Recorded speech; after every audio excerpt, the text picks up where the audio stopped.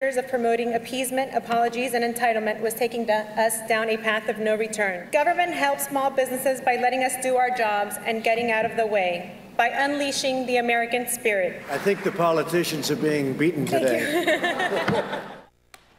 That grateful business owner, our next guest, one of the many thanking President Trump for tax cut benefits during a visit outside Miami yesterday. Irina Vilarino joins us right now with her story. Irina, good morning to you. Good morning. You came to this country when you were 4 years old. Your family came here from Cuba. And your family was looking for what? Like I said yesterday, we were looking first and foremost for political stability and freedom. My grandfather had immigrated from Spain to Cuba in the early turn of the century, and he established himself as a respectable businessman. We were from the countryside, and come revolution time, everything he had worked for was taken away from us. So it was very devastating for my family.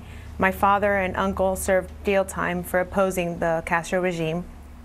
And when we did have an opportunity to leave the island, my father was looking first and foremost for political stability for our family. Absolutely. And then you wound up moving to South Florida. At first, your family ran grocery stores and then restaurants as well.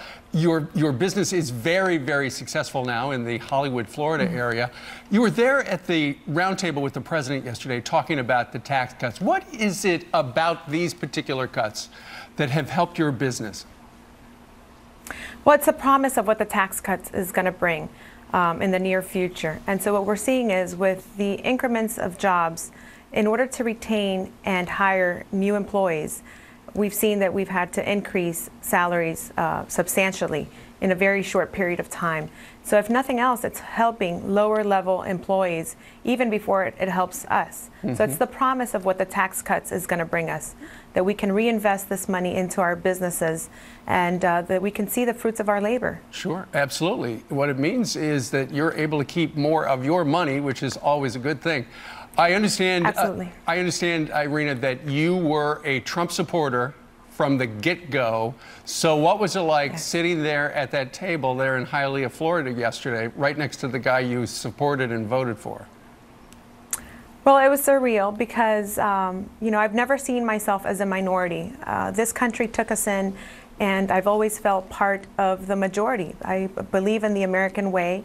And so, but to even think that I came on a boat to this country and that I'm sitting next to the leader of the free world, it was a surreal moment for me, really. But your family's story, that's the great American story. That's what it's all about. That's why people come to this country, to be able to do what your family did. Well, and that's what we want to keep. That's what we want to preserve. We want to preserve the possibility of people continuing to do what we've done. And so when we have huge government oversight, not only oversight, but regulations, it really makes it difficult for people to start businesses. It's very costly to start a business, and it's very cumbersome. And so if you put all this red tape, it really dissuades people from starting their own businesses. Well, get rid of the regulations, which the president says is one of his priorities, and cut taxes, which he did. And that's why you are a happy person to join us on this Tuesday morning. Irina, thank you very much. I know you had a very big day yesterday. Thanks for telling your story live from Miami. My pleasure. All right. Thank you. You bet. All right, 6:20 now here in New York City. Sanctuary backlash spreading across California overnight as the state's governor defies the president.